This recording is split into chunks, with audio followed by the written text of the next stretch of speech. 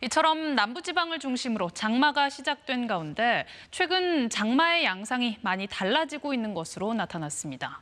예년보다 장마 기간이 길어지거나 마른 장마가 찾아오기도 했는데요. 급변하는 한반도 장마를 신방실 김세연 기상전문기자가 심층 분석했습니다.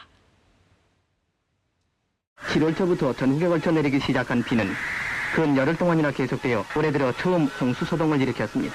과거 장마는 한 달가량 이어졌고 1년간 수량의 3분의 1 정도의 비가 내렸습니다.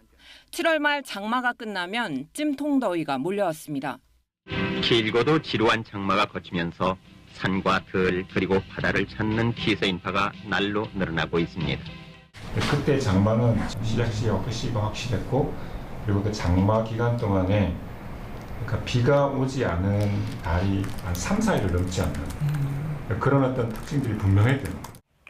최근 장마는 어떨까요? 장마가 2달 가까이 이어지거나 강수일수가 뚝 떨어진 마른 장마가 찾아왔습니다.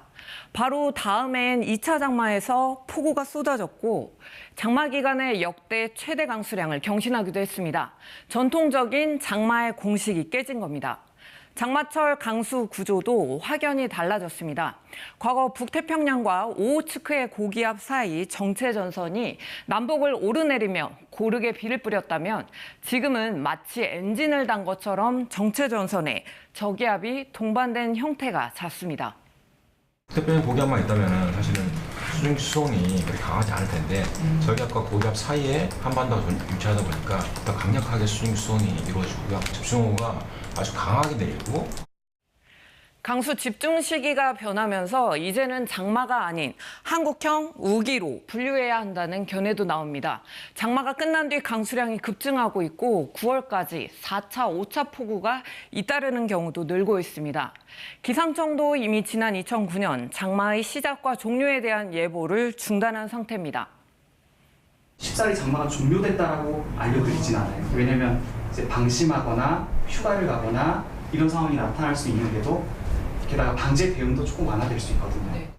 그렇다면 한반도 장마가 이렇게 급변하는 원인은 뭘까요? 이어서 김세연 기상전문기자가 보도합니다. 예전 장마에 비해 최근 장마의 두드러진 특징은 비가 좁은 지역에 강하게 내린다는 겁니다.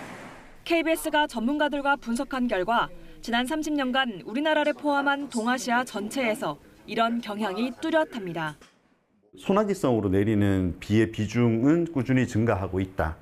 이게 이제 어떻게 보면은 강수 강도가 증가하고 있다라는 거와 직결되는 상황이라고 보는 거고. 온난화 탓에 많아진 수증기가 주요 원인입니다. 특히 우리나라는 중국발 수증기의 영향이 큽니다. 티베트 고원에 막혀 중국 남부에 갇혀있던 수증기가 한반도로 흘러들어오며 폭우의 재료가 됩니다. 근데 상식적으로 보면 이제 바다에서 수증기가 들어오는 게 더 많을 것 같은데 오히려 중국 내륙에서 들어오는 게 훨씬 많아요. 서해를 지나가면서 또 수증기를 공급을 또 받아요. 한꺼번에 들어온 것들 요즘 이제 많이 유용한 표현으로 대기가 아니라고 봅니다. 온난화에 따른 시베리아의 고온 현상은 폭우의 방아쇠가 됩니다. 상대적으로 찬 공기가 한반도로 밀려오면서 수증기를 만나 폭발적으로 비구름이 생깁니다.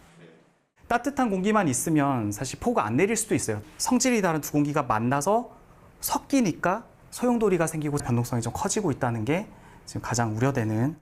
장맛비의 양상이 국지적인 폭우로 바뀌면서 비가 내리지 않는 곳은 폭염에 노출되는 등 복합적인 재해가 발생할 가능성도 커지고 있습니다.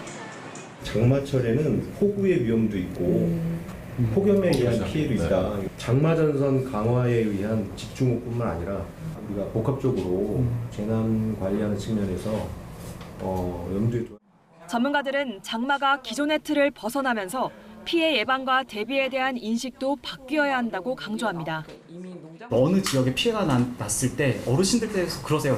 70년 살아봐도 피 안 나. 여기 피 안 나는 지역이야.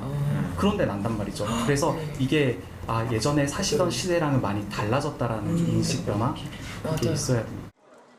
KBS 뉴스 김세연입니다.